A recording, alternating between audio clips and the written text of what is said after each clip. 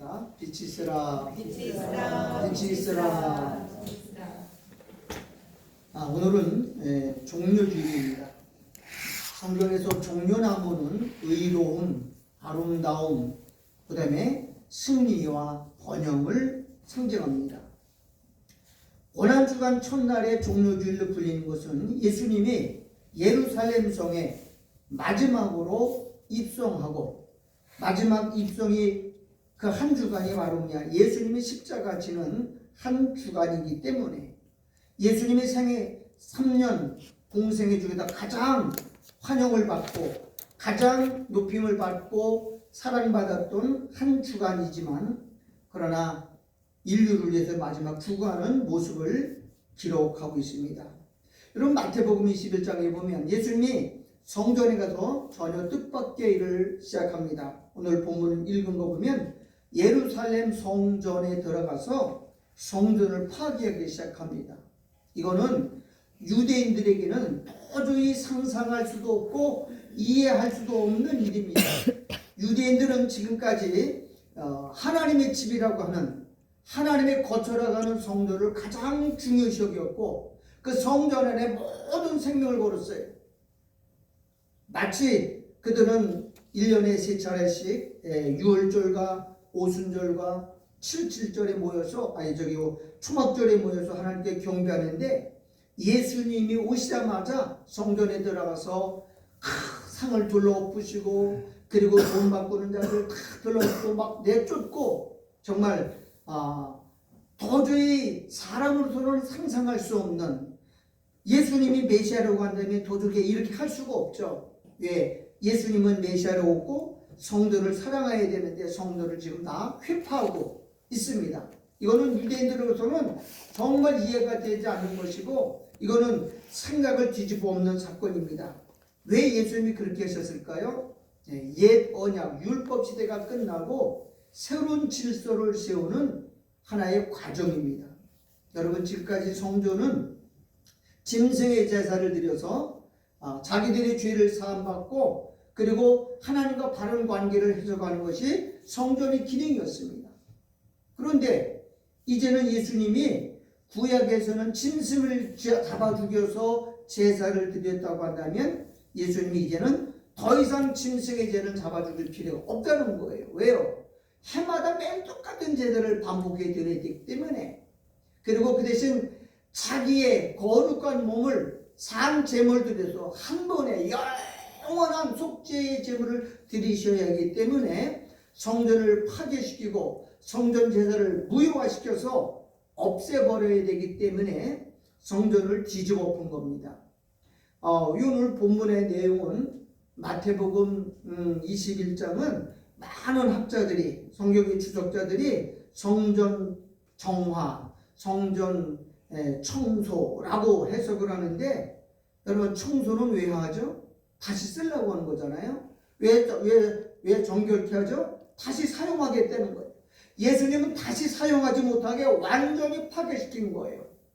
다 내쫓아버리고, 내 집은 이제 짐승 피냄새가 진동하는 그런 장소가 아니고, 짐승의 피비린 나라는 장소가 아니고, 이제는 예수님의 거룩한 몸으로 한 제물로 온전히 드려서 시브리서에는 영원한 속죄의 제물로 더 이상 피 흘리는 것 없이 이걸로 끝내는 완결판을 만들기 위해서 성전을 다 부숴버린 거예요.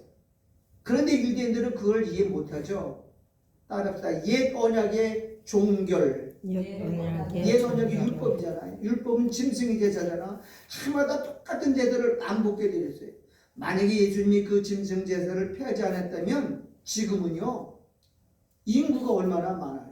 유대인들이 지금 600만인데 12살 이하 성인들이 한 마리씩 죽인다 그러면요, 야, 이게 끔찍합니다.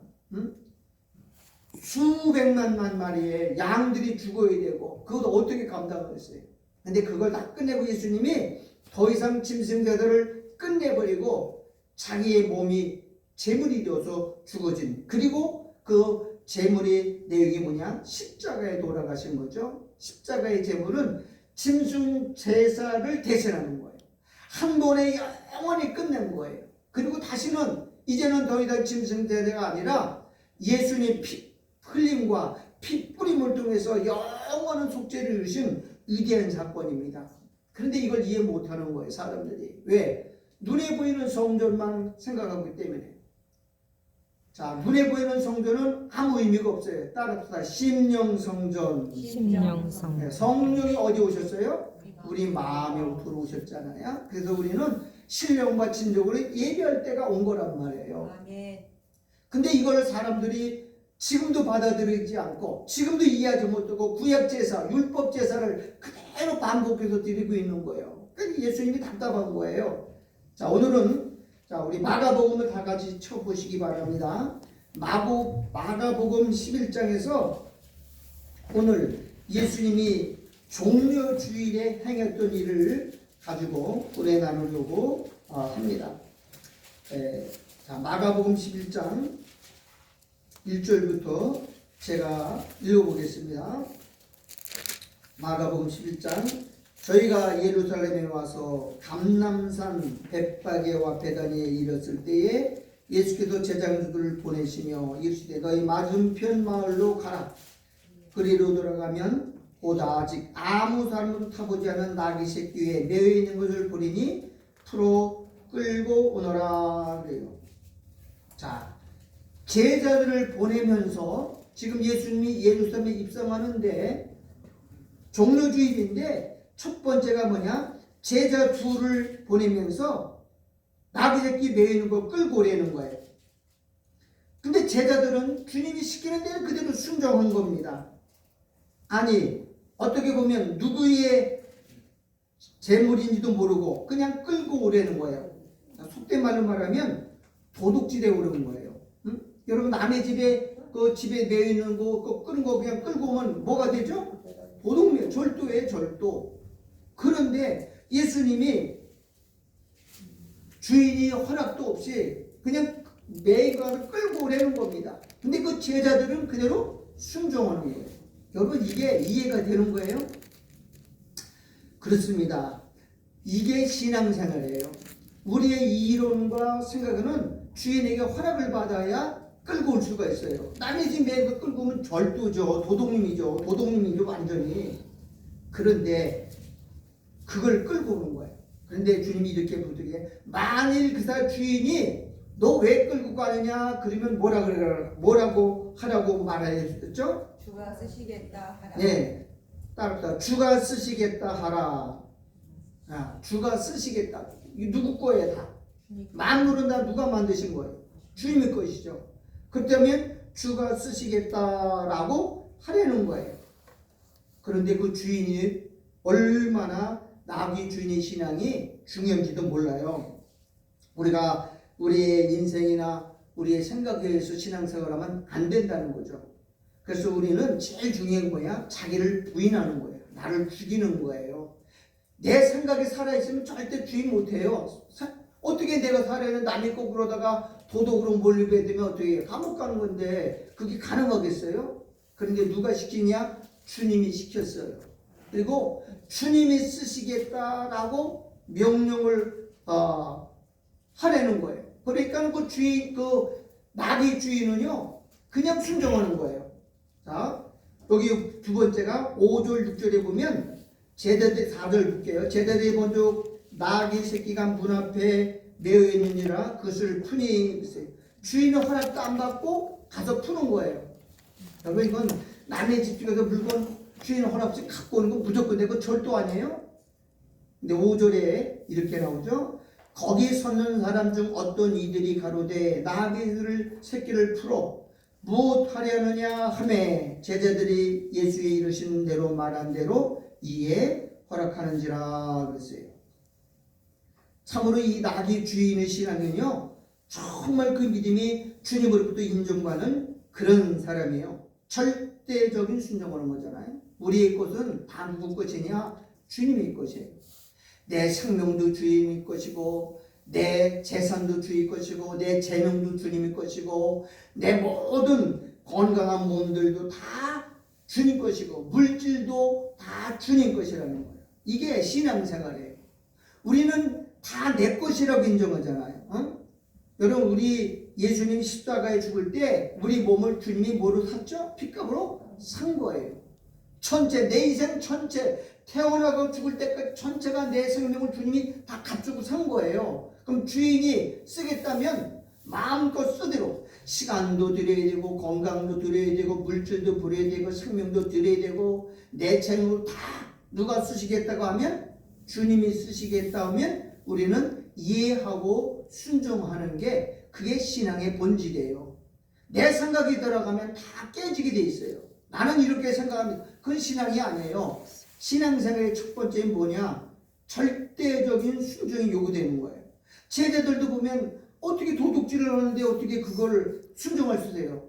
아니 예수님 이거 우리가 도둑으로 몰리는 거예요. 우리가 도둑질 하라는 겁니까? 그랬더니 주님이 뭐라 그랬어요? 주가 쓰시겠다 하라. 그랬더니 두 번째 그 사람들이 얼마나 순종하는지요. 다 주님의 뜻으로 받아들이는 거예요.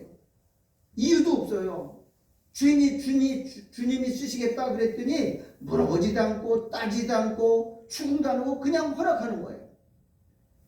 이게 바로 뭐냐? 우리 예수님이 창조자라는 것이고 우리 주님이 전능자로 가는 사건을 오늘 본문에서 우리에게 보여주고 있습니다. 여러분 하나님이 준비하는 은사, 집인지 시간인지 건강인지 다 나 누구 거냐? 하나님을 위한 것이라는 거예요. 왜? 우리 주님 우리를 피로 값주고 사셨기 때문에 그래요. 여러분 우리 인생은 내게 하나도 없어요. 주님이 우리를 차업하셨어요. 여러분 옛날에 돈 주고 사온 걸 뭐라 그러냐면 노예라 그래요.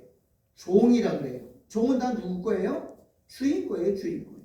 시간도 건강도 물질도 재능도 생명도 다 주님 거예요. 그래서 주님이 사용하면 주께서 쓰겠다 그러면 쓰는 거죠. 너 시간 내라. 너 뭐 하라 그러면 다 쓰는 거예요. 이게 바로 신앙생활이에요.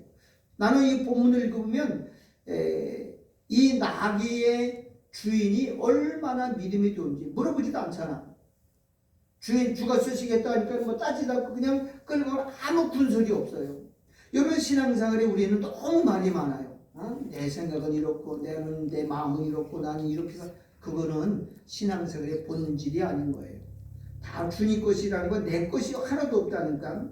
그래서 여러분이 만약에 하나님이 우리를 사용해 하겠다 하면 내가 하나님 우리를 쓰시겠다 하면 우리는 어떻게 해야 돼요? 예, 그리하십시오라고 그래야 돼요. 주의 뜻이 이루어지기다. 여러분 신앙생활은 내가 들어가면 안 돼요. 신앙생활은 자기를 죽이는 겁니다. 자기를 부인하는 거예요. 십자가는 뭐예요? 내가 십자가에 못 박혀 죽어서 자아가 파쇄되고 자아가 죽는 게 신앙생활이에요. 내 생각은 이렇고 내 뜻은 이렇고 내 계획은 이렇다. 그러면 그건 신앙생활이 아니죠. 그러면 주님하고 아무 관계없죠. 여러분 인간이 마음대로 살게 해두면 어떻게 될까요? 잠언 10장 10절에 만물보다 심히 더럽고 부패한 것이 인간의 마음이 되잖아요. 만약에 인간이 마음대로 살게 하면 세상이 어떻게 돼요? 온통 부패하고 온통 썩고 저에게 관영할 거예요. 그런데 그걸 우리가 마음대로 살지 못하도록 우리 안에 들어오신 분이 누구냐? 성령이 와서 주장하는 거예요. 육신의 생각대로 살고 육신의 종족대로 살지 못하도록 그것을 중간에서 컨트롤하고 중간에서 막고 중간에서 우리를 이끌고 가시는 분이 누구냐? 성령님이 말하는 거예요. 그런데 말씀이 안 들어간 사람은요 자기대로 살아요. 근데 말씀이 들어가면 성령이 일하기 시작해요. 컨트롤합니다. 우리 마음을 주장하고 우리 생각을 주장하고 우리 행동을 다 막아서 못 가도록 하게 하는 것이 성령의 역사입니다. 그래서 성령 주시는 거예요. 그런데 이 나귀 주인이 그렇게 말을 하잖아요. 하나님께 다 온 거예요. 우리는 이 땅에 올 때 내고 가지고 아무것도 없어요. 여러분 가지고 올 때 돈 단돈 1,000원짜리 한 장 몰래 꼽쳐가지고 가져온 사람 있어요? 아무것도 없어. 그냥 빈손으로 왔다가 갈 때는 다 놓고 가는 거예요. 이 땅에 사는 동안 다 누구 거로 산 거예요? 먹고 입고 마시고 쓰고 사는 거 다 누구 거예요? 주님이 주신 거예요. 공기로부터 시작해서 우리가 살아서 죽을 때까지 쓰는 게 다 누구 거냐? 주님이 주신 거 쓰다 가는 거예요. 만물은 주를 위해서 만들어졌고 주를 위해서 사용하다가 다시 죽으면 주님께 돌아가는 거잖아요. 그럼 만물 속에 누구도 들어가 있느냐? 우리 인간도 들어가 있는 거예요. 인간도 만물의 주인으로서 만들어진 거예요. 자, 첫 번째는 제자들도 순종했고요. 두 번째는 나귀의 주인이 순종했어요. 세 번째, 예루살렘 사람들의 모습을 세 번째 7절에 나와 있거든요. 제가 읽어보겠습니다.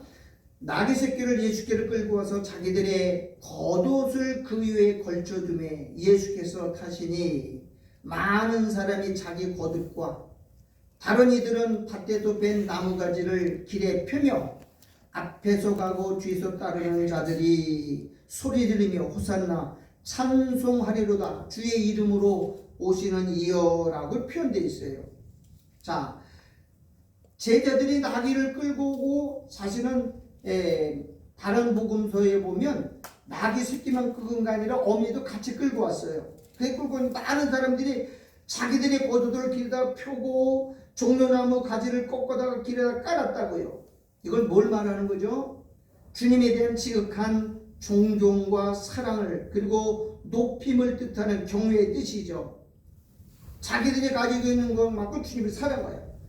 주님이 가시는 길 내가 겉옷도 벗어드리겠습니다. 주님이 귀하신 분이기 때문에 그냥 나귀 새끼에 앉으면 안 되니까 어디다가 와요? 옷 겉옷을 벗고 속옷도 벗어도 땅을 밟지 않고 가게 하는 그 제자들의 그 주민들의 사랑을 보겠습니다. 여러분, 오리를 가면 십리를 못 가겠습니까? 겉옷을 달라고 하면 속옷을 못 주겠습니까? 왼뺨을 때리면 오른쪽을 또 댈 수 있는 게 신앙인의 자세라는 겁니다. 나는 이 본문 속에서 누구를 뭐냐? 성령의 역사에 감동한 모습입니다. 여러분, 제자들을 감동시키고 그 다음에 나귀 주인을 감동시킨 사람이 이제 모든 군중들을 감동시키기 시작했어요. 이게 그냥 된 게 아니고 전부 성령의 역사에 감동된 모습입니다. 이것을 우리는 영적인 전염병이라고 말합니다. 어떻게 그렇게 할 수가 있어요? 사실 이들이요 일주일도 못 돼서 금방 폭도로 변형해서 예수를 십자가에 못 박아 죽여라, 예수를 이렇게 죽여요. 그런데 지금 예루살렘에 들어가는 종료주의에는 성령이 모든 사람의 마음을 움직이고 주관하는 모습을 보게 됩니다. 여러분, 이 세상은요 전염성이 너무 강한 겁니다. 믿는 우리들이 어떻게 하느냐에 따라 다른 사람들이 우리를 보고 따라합니다. 여러분, 비판하는 사람 옆에 있으면 자기도 모르게 비판하는 모습으로 변합니다. 부정적인 말을 자꾸 하는 사람 옆에 있으면 자기도 부정적인 사람이 됩니다. 불평과 불만을 쏟아내는 사람들 옆에 있으면 자기도 어느새 불평 불만하는 사람으로 모습이 바뀝니다. 여러분은 먼저 믿음의 사람들로 좋은 것을 본보기로 보여줘야 됩니다. 믿음의 사람을 본받는 사람이 따로 있고 불평 불만하고 부정적인 말을 하는 사람을 따라가면 멸망에 이르고 그리고 신앙에 큰 위기를 맞게 됩니다. 우리는 좋은 사람을 만나야 됩니다. 왜? 긍정적인 사람을 만나야 되고요. 순종하는 사람을 만나서 본을 보고 따라가야죠. 야, 이거 교회는요 영적인 세계이기 때문에 한 사람만 잘못 전염되면 금방 전염되는 거예요. 여러분, 거룩한 전염성으로 전염되기를 주님의 이름으로 축원합니다. 순종은 본을 보여야 돼요. 첫 번째는 좋은 사람의 제자들을 순종하는 걸 보여줬죠. 나귀 주인이 자기 나귀를 끌고 가는 거 순종하는 모습을 보여주는데 군중들을 오늘 하나님께서 감동적에서 겉옷을 갖다 깔고 겉옷이 없는 사람은 독을 펴서 예수님 가는 길, 그것도 못하는 사람은 종려나무를 비워서 길에다 빨아가지고 예수님 가는 길을 다 환호하는 거예요. 예수님을 높이고 예수님을 사랑하고 공경하는 모습이 행동으로 나타나는 거예요. 예수님이 그거 받으려고 하는 게 아니에요. 그건 누가 한 거, 누가 시킨 것도 아니고 자발적인 희생이고 자발적인 헌신이고 자발적인 요구잖아요. 누가 시켜서 야 니들 다 옷 벗어서 깔아 이렇게 지시하는 사람은 없어요. 야 종려나무 거기 까다가 길에다 깔아 그런 적 없었어요. 이건 주님을 사랑하는 마음을 누가 준 거냐? 성령의 감동을 통해서 주신 것을 우리가 보게 됩니다. 그런데 그것만 일어난 게 아니고 또 한 가지요. 호산나, 앞서가는 사람들과 뒤떠가는 사람들이 똑같이 누가 시켜서 한 것도 아닌데 이렇게 말합니다. 호산나, 주의 이름으로 오시는 이여 찬송하노다. 다가오는 우리 전 다윗의 나라에 가장 높은 곳에서 호산나 찬양합니다. 호산나란 말은 주여 우리를 구원하소서라는 말이에요. 자, 이스라엘 백성들은 지금 로마의 지배를 받고 압제를 당하면요 식민지예요. 얼마나 힘들겠어요. 그러니까 우리를 구원해 달라고 예수님을 지금 찬양하고 경배하는 모습이 나오죠. 교회와 그리스도인들은 바로 이래야 됩니다. 찬양과 감사가 지금 어우러잖아요. 여러분, 우리가 예수 믿는 거 내가 잘나서 믿는 거 아니에요. 누가 준 거냐? 하나님 우리를 선택해 주셨고 성령과 믿음을 선물로 주셨기 때문에 우리가 신앙생활하는 거야. 여기에 대해서 우리는 나를 구원해 주신 주님의 은혜, 나를 위해서 십자가에 피 흘려 주신 그의 사랑, 성령을 선물로 주신 주 은혜에 감사와 찬양이 어우러져야 돼요. 백성들이 어떻게 이런 힘이 솟아났습니까? 백성들이 어떻게 이런 감동과 순종이 기적이 일어났습니까? 예, 성령의 명령입니다. 성령의 감동입니다. 성령이 없이는 그 사람들이 일사불란하게 움직일 수가 없어요. 저는 탄핵 정국에 대해 강화문제 많이 갔거든요. 사람들이 그렇게 많이 와가지고 열광한 거 보면은 이게 사람의 힘으로 되는 게 아니다 나는 느껴져요. 사람의 힘으로 그 많은 사람을 동원하고 있으세요? 여러분, 누가 명령해서 오라고 하면 오겠어요? 안 와요. 성령이 무사람들의 마음을 움직이시고 감동해서 거기 와서 그렇게 열광하는 거 보면 이게 사람의 힘으로 하는 게 아니에요. 지금 예루살렘 성에 입성하는 종료주일에 그 많은 사람들이 하는 모습을 보게 되면 야, 이거는 사람이 한 게 아니거든요. 어떻게 군중들의 마음을 그렇게 하나로 움직일 수가 있어요? 여러분, 사람의 마음은 사람이 움직이는 게 아니에요. 내 마음은 내가 다스릴 수 있는 게 아니에요. 인간은 마음 가지고 있지만 마음대로 안 돼. 사람들이 기본 마음 속에는요 하나님 두기를 싫어하는 마음을 다 가지고 있어요. 하나님 좋아하는 사람은 없어요. 하나님은 다 싫어해요. 왜? 자기 마음대로 살고 싶거든요. 자기 뜻대로 살고 싶은 게 모든 인생들이에요. 그런데 특별히 예수 믿는 사람들에게는 하나님의 성령을 주셨어요. 그리고 자기 마음대로 살지 못하도록 간섭하시는 거예요. 간섭이 뭐냐? 부모가 자식들을 간섭하잖아. 왜 간섭해? 사랑하기 때문에 간섭해. 너는 이 새끼 공부해. 너 그러면 내 빌어먹어 임마. 왜 자꾸 다 야단치고 욕하는 거죠? 관심이에요. 관심. 사랑은 곧 뭘로 나타나는 거냐? 관심이에요. 주님, 내가 여기서 나를 쓰시옵소요. 주가 쓰시겠다 그러면 다 내려놓아야 되고요. 여러분, 그 갈릴리 가나의 포도나무에 포도주를 갖다가 물로 만들 때 어떻게 하죠? 제자들에게, 과인들에게 명령하죠. 너 가지고 항아리에다가 물과 채워라. 그냥 채웠더니 그냥 이 포도 되는 거예요. 하나님이 하시면 다 되는 겁니다. 이 세상에 성령의 역사 없이 뒤르는 거 아무것도 없어요. 그래서 예수님은 요한복음 15절에서 나를 떠나서는 너희가 아무것도 할 수 없음이라 라고 말합니다. 자, 오늘 마지막이죠. 거기 9절 보겠습니다. 앞에서 가고 뒤에서 따르는 자가 소리 지르며 호산나 찬송하리이다. 주의 이름으로 오시는 이여. 주의 이름으로 오시는 이여. 여러분, 예수님이 누구의 이름으로 오죠? 주의 이름으로. 여기서 주는 누구죠? 하나님이 보내서 오시는 분이에요. 10절에 보니까 찬송하려다 우리 조상 다윗의 나라여 가장 높은 곳에서 호산나 하더라. 예수님이 누구로 와요? 다윗의 후손으로 와요. 다윗의 후손으로 오셔요. 여러분, 신구약 성경 중에서 성경에서 제일 이름이 많이 나오는 사람, 모세는 약 800번이 나오거든요. 850번 정도 모세라는 이름이 나와요. 두 번째 많은 사람이 모세예요. 제1번이 뭐냐? 다윗인데 다윗은 1000번이 넘어요. 그러니까 성경에서 제일 이긴 자가 누구냐? 다윗인 것을 알 수 있어요. 다윗은 이긴 자거든요. 예수님이 다윗의 자손이죠. 저는 열왕기서를 읽다가 보니까는 마귀가 이 다윗의 자손을 끊으려고 얼마나 많이 노력했는지 몰라요. 예수님은 다윗의 자손인 걸 알았어요. 근데 열왕기상 하를 읽다 보니까는요, 북쪽 이스라엘은 전부 악한 왕이에요. 거기는 하나님이 이미 포기했어요. 근데 남쪽 유다는 여러분 북쪽에 이스라엘 왕국은 총 20명의 왕이 있어요. 20명. 근데 20명 왕들이 전부 9번의 왕조가 쿠데타가 일어나서 9번 바뀌어요. 9번. 근데 남유다는 한 왕조예요. 다윗의 왕조예요. 그런데 다윗의 왕조 중에서 아하시아라는 왕이 있었는데 이 왕이요 어느 날 북이스라엘 왕국을 도우러 갔다가 죽어요. 그러니까 왕이 죽었잖아요. 그러면 그 왕자들 중에서 누군가가 다시 이 대를 이어되는데 그때 그 아하시아의 어머니가 누구냐면 아달랴예요. 아달랴. 여러분 알죠? 그 아달랴가 왕의 씨를 싹 죽여버려요.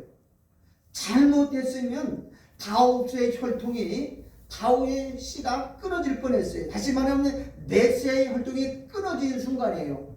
그때 누가 나타나면 대제사장의 여호사다라는 사람이 그 왕자 중에서 낸 말째 아들 핏줄 요시아라고 하는 왕을 숨겨요. 어디다 숨기죠? 어디다 숨겨요? 집에다 숨겨요? 아니에요. 왜냐면 성전에 숨겼어요. 성전에. 왜? 아달랴는 절대로 성전에 안 들어올 사람이거든. 이 사람은 자기 엄마가 누구죠? 이세벨이고요. 바알을 섬기면서 하나님의 성전에 절대로 안 들어오는 여자가 이 아달랴야. 평생 거기 성경 읽어보면 한 번도 성전에 들어온 일이 없었던 거예요. 그러니까 여기는 이 여자가 절대로 안 들어온다. 그래서 어디다 숨겼냐면 성전에다가 숨기고 살았어요. 집에다 된 게 아닙니다. 사람들은 집에다가 안방 침실에다 숨긴 게 아니고 성전에도 다 죽을 뻔했는데 그 요시아라는 임금을 7살짜리를 숨겨놨어요. 원래 갓난애기예요. 그 피덩이를 갖다가 성전에다 7년을 길어가지고 왕을 세우잖아요. 마귀는요 이 예수님의 메시아 혈통을 끊으려고 열왕기상에서 6번이나 작업을 했더라고요. 그때마다 하나님이 극적으로 기회를 살려냈어요. 예수님은 누구로 오시냐? 다윗의 왕으로 오셨어요. 자, 예수님 오셔서 뭐 했냐? 3가지를 하셨어요. 따라서 예루살렘. 예루살렘이란 뭐예요? 예루. 살렘이란 말은 잘 알죠? 평화. 예루란 말은 준비된, 이미 이루어진. 그러면 예루살렘은 뭐냐? 평화의 도성이란 말이에요. 평화의 도성. 유대인들은 예루살렘이란 말을 얼마나 사랑하는지 몰라요. 역사적으로 보면 예루살렘이 멸망당하고 나서 많은 사람이 예루살렘을 바꿨어요. 예루살렘이라는 말 못 쓰게 마귀가 뭐 여러 가지 바꿨어요. 근데 끝까지 예루살렘이라는 이름을 바꾸지 못하고 다시 복원시키는 분이 주님이세요.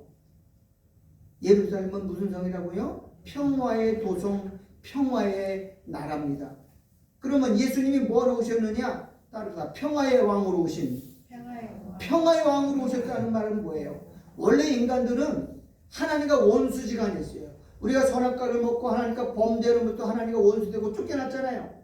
그런데 예수님이 오셔서 하나님과 원수된 것, 막힌 담을 허르시고 하나님과 우리의 평화를 누리기 위해서 지성소의 시장을 찢어 자육죄를 찢어서 하나님과 화목시킨 분이 예수님이세요. 그래서 예수님은 뭐라고 오셨다고요? 평화의 왕으로 오신 거예요.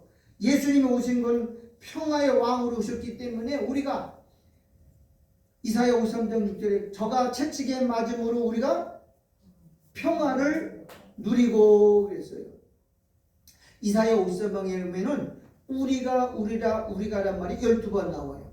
저가 채찍에 맞으면 우리가 남을, 저가 찔림으로 우리가 나가고, 전부 내가 부른 게 아니라 우리라고 하는 교회 공동체를 12번이나 말하고 있어요. 저가 우리의 죄를 우리에게 담당시켰다. 그의 죄를 우리에게 담당시키셨다라고 말하고 있어요. 그러니까는 예수님은 이 땅에 뭐하러 오셨느냐? 하나님과 우리의 원수 관계를 풀어서 원수의 맡긴 담을 헐어버리고 평화의 왕으로 오신 거예요. 이게 예수님이 예루살렘 성에 입성하신 목적이기도 해요. 자, 두 번째는 예수님은 희생으로 오셨어요. 자, 예수님이 나귀를 탔다고 하는 나귀는요, 겸손의 짐승이에요. 근데 나귀는 원래 사실 누구냐면 천사들입니다. 여러분 잘 알죠? 발람이 하나님의 명령대로 가지 말라고 한 모압 왕한테 갈 때 나귀 새끼를 타고 가요. 나귀가 말 못하는 나귀 입을 열어서 나귀가 말하게 하죠. 그럼 나귀는 뭐냐? 짐승이에요. 짐승은 귀신입니다. 사탄이에요. 짐승은 원래 짐승이요. 그런데 지금까지 원래 예수님이 승리의 왕으로 예루살렘에 입성하려면 뭐 타고 돌아가느냐? 원래 백마 타고 돌아가는 거예요. 대선장문으로. 근데 예수님은 그렇게 가지 않고 지금 예수님이 왜 들어가죠? 예루살렘 성에 죽으러 가는 거잖아요. 자기 몸을 인류의 산 제물로 십자가의 제물로 피 흘리기 위해서 가기 때문에 겸손해서 나귀를 탔다고 성경은 말하는 겁니다. 나귀는 성경에서 귀신들을 말합니다. 귀신의 세력이 나귀들이죠. 자, 그러면 최초로 나귀를 정복한 사람이 누구냐? 예수 그리스도입니다. 그래서 나귀를 정복한 거예요. 여러분, 나귀가 그 말 들이기가 얼마나 힘든지 몰라요. 나귀는 고집이 세고요, 말 잘 안 듣기로 유명한 짐승이에요. 그런데 예수님이 나귀를 타고 하셨단 말은 최초로 귀신을 제압하라고 이 땅에 오신 거예요. 우리 안에는 7 귀신들이 들어가 있어요. 귀신을 제압하고 최초로 다스린 사람이 누구냐? 예수님이.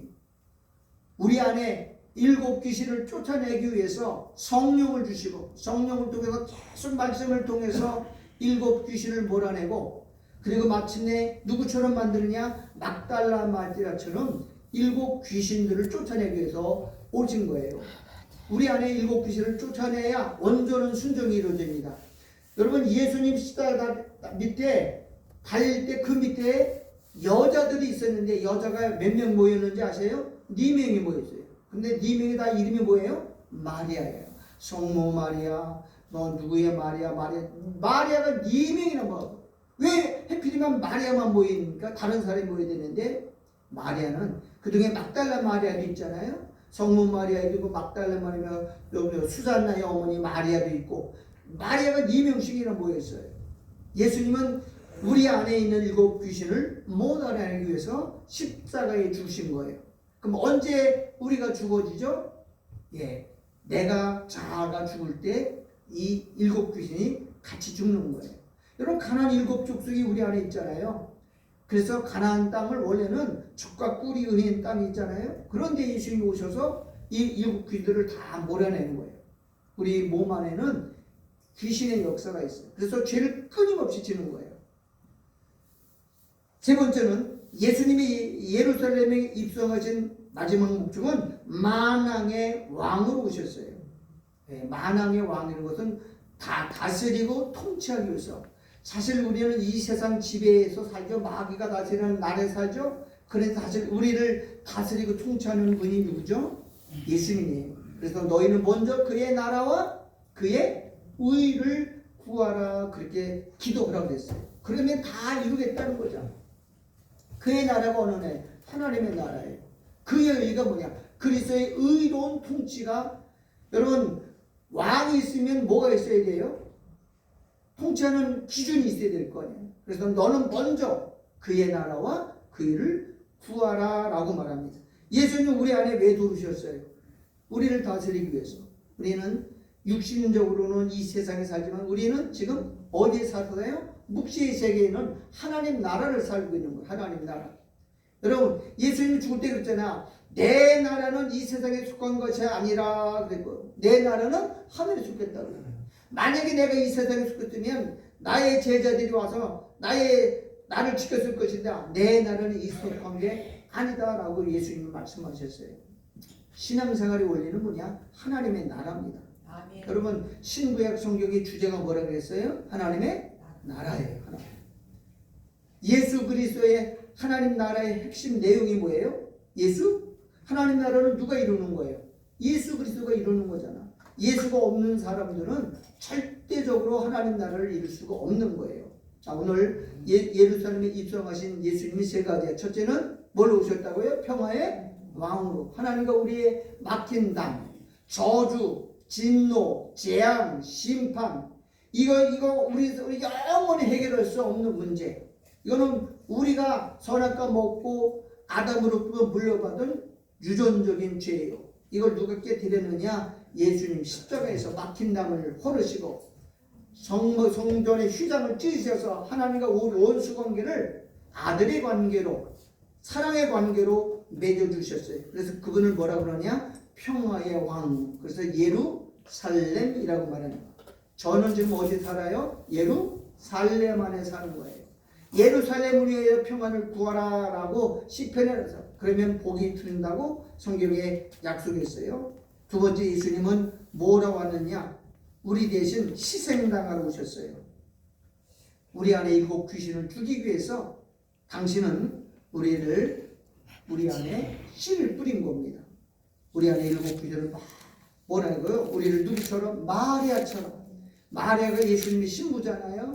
마리아는 예수님의 신부. 예수님이 부활하실 때 제일 먼저 만나주신 분이 바로 막달라 마리아예요. 근데 그 성경은 막달라 마리아를 가르치고 저는 일곱 귀신이 나간 자더라라고 설명해 주고 있어요. 그 수많은 사람들 중에서, 그 많은 제자들 중에서 베드로도 만나야 되고 사랑하는 요한도 만나야 되는데 그 갇혀졌고 만나주신 마리아가 바로 뭐냐? 일곱 귀신이 나간 사람들을 신부로 선택하는 모습을 예수님이 보여주셨어요. 여러분 십자가의 참된 평화는 뭐냐? 우리 일곱 귀신을 다 몰아내는 겁니다. 우리의 싸움은 누구의 싸움이냐? 혈과 육의 싸움이 아니고 내 안에 있는 옛사람, 즉 자아와의 싸움. 그게 바로 누구냐? 일곱 귀신이고요. 일곱 귀신을 쫓아낼 때까지 성령은 우리를 간섭하시고 다스려 나가고 있어요. 여러분 우리는 내 마음대로 살 수가 없잖아요. 내 뜻대로 택할 거 다 깨져요. 내가 계획한 거, 내가 생각한 거, 내가 의도한 모든 거에 다 깨져요. 왜 그래요? 성령이 간섭하기 때문에. 그러죠. 근데 말씀 안 읽으면요, 그걸 못 이겨요. 내가 말씀이 들어오면 성령이 나를 다 그걸 꺾어서 하나님의 뜻대로 살도록 만드는 겁니다. 오늘 예수님은 유대인뿐만 아니라 모든 이방인들, 더 나아가서는 신약의 전 세계에 흩어져 있는 사람들을 다 하나도 빠짐없이 선택하시고 구원하셔요. 그리고 주님은 마지막 십자가에 그랬죠. 다 이루었다라고 말합니다. 테텔레스카이가 헬라어인데 6글자잖아요. 다 이뤘다는 말은 다 지불했다는 거, 다 끝났다는 거예요. 예수님이 당신의 택한 벽돌을 피 흘려서 창세전의 생명적인 농명체를 다 하나님 피로다가 다 구원해 줬어요. 구원에 낳아준 거예요. 근데 그걸 누가 기르느냐? 성령이 오셔서 우리를 자라게 하는 거예요. 성령은 뭐 하시는 분이냐? 자라나게 하는 거예요. 믿음이 점점 자라서 그리스도의 모든 장성한 분량만큼 그리스도의 어린아이에서 신부로 만들어가는 일을 누가 하시는 거냐? 거룩하고 의미 없게 하시는 일을 성령이 지금 하시는 거잖아요. 근데 성령은 그냥 하는 게 아니고 반드시 말씀이 공급돼야 성령은 일하시고 역사하게 돼 있어요. 그래서 여러분이 성경을 읽어야 되고 성경 말씀을 들어야 되고, 그러면 그 읽은 말씀, 들은 말씀 성령이 역사가 하고 시작하는 거예요. 그래서 성경은 첫째는 읽어야 돼요. 로고스죠. 두 번째는 레마, 성령의 음성을 들어야 돼요. 세 번째는 캐리고마, 목사의 설교를 자주 들어야 돼요. 목사의 설교를 듣긴 듣는데 세상 얘기가 아니라 복음을 들어요. 복음은 아들에 관한 이야기가 복음이에요. 예수에 관한 이야기가 복음이에요. 무슨 세상 돌아가는 이야기, 정치 이야기, 사회 이야기, 뭐 자연 현상 이야기, 그거는 복음이 아니에요. 복음은 누구의 이야기냐? 예수의 이야기, 아들에 관한 이야기만이 복음이에요. 우리는 복음을 들어야 됩니다. 자, 로마서 1장 로마서 죄송합니다. 시편 123편을 봅시다. 시편. 우리가 시편의 마지막에 보면 예루살렘 시편 126편이에요. 122.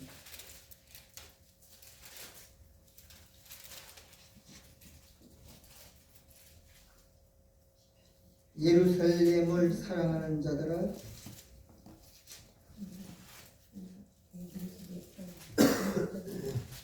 몇 절이에요? 122편 6절입니다. 다 122편 6절 다 같이 읽읍시다. 시작. 예루살렘을 위하여 평안을 구하라. 예루살렘을 사랑하는 자는 형통하라. 자, 여러분이 어디에 살아요 지금? 예루살렘 안에 살아요. 우리가 평화의 도시에 살아요. 또 7절에 읽어 시작. 내 성 안에는 평강이 있고 내 궁중에는 형통이 있으니. 내 성 안은 어디예요? 우리 마음이죠. 우리 마음이 예루살렘 성에 성 안에는 내 마음에는 뭐가 있고요? 평화가 있고 내 궁중에는 궁중은 어디예요 그럼? 교회죠. 교회가 궁중이잖아. 궁중에는 형통이 있었다. 8절에 시작. 내가 내 형제는 누구죠? 성도들이에요. 성도들이 다 형제들이에요. 근데 부모는 친구죠. 누구가 친구예요? 예수님이 친구죠. 성령님 우리 친구예요. 자, 내 형제와 부모를 위해 이제 말하리. 내 가운데 뭐라고요? 평강. 교회도 평강이 있고 우리 마음 심령에도 평강이 있고요. 자, 9절 읽으세요. 시작. 여호와 우리 하나님을 집을 위하여 내가 내 복을 구하리이다. 하나님의 집은 교회입니다. 그리고 내가 내 복을 구하리로다. 이 복을 주시기 위해서 예수님이 지금 어디 들어가셨어요? 예루살렘 성 안에 들어가신 거예요. 평소에도 3번 들어가셨지만 그때는 그냥 가신 거고 이번에 3번째 십자가지라 마지막 들어가신 거는 바로 예루살렘을 위해서 평강의 도시, 평화의 도시, 평화의 성에 들어가셔서 우리에게 뭐 주시기 위해서? 평강 주시기 위해서. 너는 이제 죄 문제 해결됐다. 다시는 너를 결코 정죄함이 없다. 누구든지 누구 안에 있으면 그리스도 안에 있으면 결코 뭐가 없다? 정죄. 이게 평화예요. 평화. 죄 때문에 고민하시고 죄 때문에 죄책감에 눌리고 죄에 대해서 그냥 압박당하는 사람은 아직 예루살렘에 들어가 있지 않은 사람입니다. 오늘 주님의 예루살렘에 들어서 평강을 누리는 것처럼 이 평화를 누리는 저와 여러분 되기를 주 이름으로 축원합니다. 아멘. 하나님 아버지